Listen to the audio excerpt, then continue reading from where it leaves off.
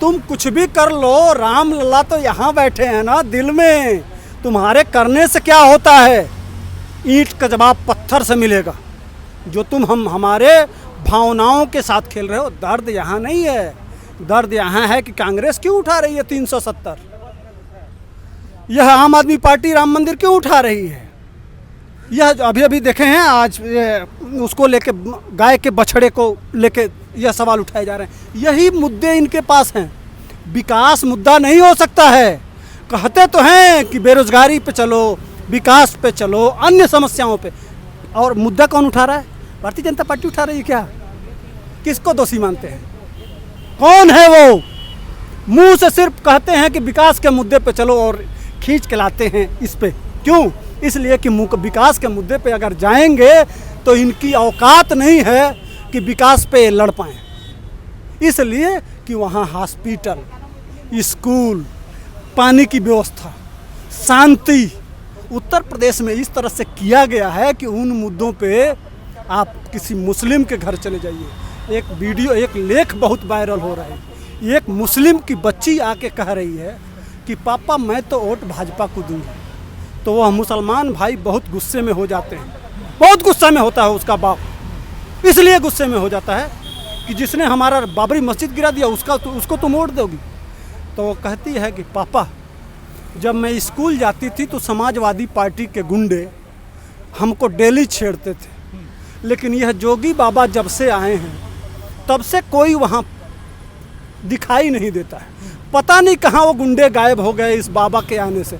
इसलिए हमारी इज्जत बची है पापा। हम लोग बड़े शांति से कहीं आ जा रहे हैं प्रदेश में।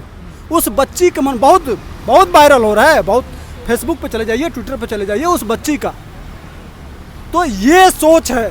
लेकिन पंडित जी एक बात ये बताइए, ये तो चलिए ठीक हो गया नैरेटिव, राम मंदिर को लेकर आम आदमी पार्टी के संजय सिंह आखिरकार क्यों इस बार सामने आ रहे हैं? क्या वजह है कि आम आदमी पार्टी को इस उत्तर प्रदेश वाले मामले में राम मंदिर पर कूदना पड़ रहा है?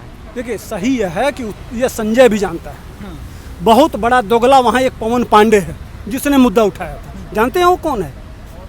11 लोगों का हत्यारा है वो पवन पांडे। 11 लोगों का हत्यारा है। जाके पूछ लीजिएगा, अंबेडकर नगर में उसका घर है, वहीं से वो विधायक होता है, वहीं से वो मंत्री होता है उसका, वहीं का रहने वाला हूँ मैं भी एक पांडे हूँ। पवन पांडे की औकात नहीं, ये दोगले हैं। यह जयचंद की औलादे हैं, यह जीबी रोड की पैदाइश हैं। इसलिए राम पे सवाल उठा रहे हैं। ये कौन नहीं जानता? पवन पांडे भी जानता है। वह भी जमीन का सौदा करता है, वह भी एक प्रॉपर्टी डीलर है, इसी से पैदा हुआ हुआ। उसकी हैसियत कौन नहीं जानता है पवन पांडे की? या ये ब्लैक जो टिकट ब्लैकियर है इसकी हैसियत कौन नहीं जानता? यह सब जानते हैं कि यूपी में ज़मीन का काम कैसे होता है। क्या करते हैं कि जो ये प्रॉपर्टी का काम करते हैं, यह जो मेन काश्तकार होता है, मेन काश्तकार से ज़मीन लिखवा लेते हैं। जैसे मान लीजिए मैंने आपसे लिखवा लिया, एक 10 रुपये के स्टैम्प पे एग्रीमेंट कर लिया कि आपकी ज़मीन को हम इतना रेट देंगे। अब हम उस ज़मीन को लेके रखे रहते हैं।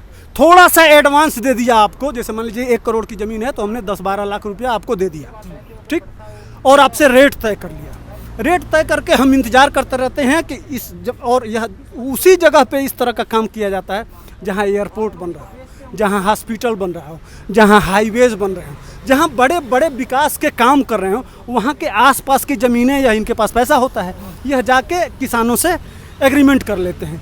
अब एग्रीमेंट करके और जब वह काम शुरू होने लगता है क्यों तो ज़मीन की रेट चढ़ने लगती है। अब कब महंगा में बिकेगा वह तय, जब ब्रोकर महंगा रेट पे आ जाता है तब उस किसान से लिखवाते हैं अपने नाम से, और फिर वही ज़मीन चूँकि एग्रीमेंट उससे है तो उस ब्रोकर को बेच दे, उस दूसरे वाले को बेच देते हैं। सेम यही काम है। 2011 में एग्रीमेंट होता है, 2015 में एग्रीमेंट होता है। उस एग्रीमेंट की कॉपी है। क्या संजय सिंह ने अपने बाइट में दिखाया कि इसका 2 और एग्रीमेंट पहले हुआ है? मैं इस दल्ले से पूछता हूं कि वह एग्रीमेंट तुमने देखा है कि नहीं? यही कांड है। और यह कांड क्यों किया गया है उसके पीछे भी बहुत बड़ा लॉजिक है। जितना ये अर्बन नक्सल हैं, यह अंसारी है, यह जो वहाँ मुस्लिम वक्फ बोर्ड है, यह जानते हैं कि कांग्रेस की सरकार अब जाने वाली है। इसलिए कि इतने सारे घोटाले हो रहे हैं, इसका मतलब कांग्रेस जाएगी तो भाजपा आएगी। यह प्लानिंग करते हैं, प्लानिंग का हिस्सा है। इस देश को यह जानना चाहिए यह प्लानिंग का हिस्सा है। तो जब भाजपा आएगी तो भाजपा का मुख्य एजेंडा क्या था? आज तक जब 2 सांसद थे तभी एक ही एजेंडा था। क्या एजेंडा था? हम आएंगे तो राम मंदिर बनाएंगे, हम आएंगे तो 370 हटाएंगे, हम आएंगे तो कॉमन सिविल कोड लाएंगे, हम आएंगे तो जनसंख्या नियंत्रण आएंगे। वोट भी लोग इसी के लिए दिए थे। ये शौचालय से लेके और यह जो सारे काम मोदी जी कर रहे हैं ये एडिशनल है, असली काम तो वही है। अरे भाजपा के जो संस्थापक श्यामा प्रसाद मुखर्जी एक प्रधान, एक विधान, एक निशान के लिए अपने बलिदान दे देते हैं इस देश पे। उस पे भाजपा जब कायम होती है और राम मंदिर का निर्माण होता है तो यह अर्बन नक्सल सोचते हैं कि अगर सुप्रीम कोर्ट से आदेश हो गया भाजपा आने के बाद तो हम राम मंदिर को रोकेंगे कैसे। अच्छा पांडे जी एक बात ये बताइए, लास्ट और आखिरी सवाल, उत्तर प्रदेश के चुनाव में क्या फ़र्क पड़ने वाला है ये राम मंदिर का जो सारा मुद्दा उठाया जा रहा है? वो तो जवाब ईंट का जवाब पत्थर से मिलेगा। क्या बात कर रहे हैं? ईंट का जवाब पत्थर से मिलेगा। लोग जानते नहीं हैं। को उत्तर प्रदेश के बच्चे से पूछ लीजिए ना, बच्चे से पूछ लीजिए। अरे बच्चे, हमारा बेटा है, बेटा इतना बड़ा, कह रहा था पापा हम लोग जयचंद को नहीं देखे थे, सिर्फ कहानियाँ पढ़े थे। लेकिन आज संजय सिंह को, इन लोगों को देख के सोच रहे हैं कि इसी तरह सा जयचंद रहा होगा। वो अरे संजय सिंह का लखनऊ में खुद बहुत प्रॉपर्टी है, इसी तरह की प्रॉपर्टी। ये सब चोर दूसरे को भी चोर ही समझता है। चोर जाकी रही भावना जैसी, प्रभु मूरत देखी तिन तैसी। चोर अगर बैठा हो ना तो कितने भी शरीफ लोग हों, चोर को हमेशा दूसरा चोर ही दिखाई देता है।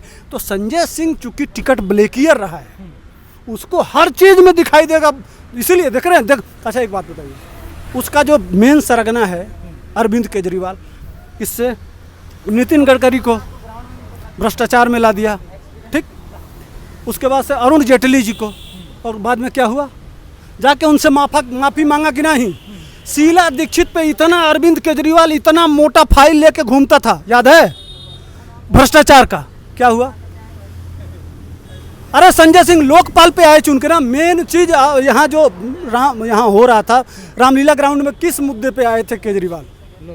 Lokpal bill pay. क्या हुआ लोकपाल का? सोचिए।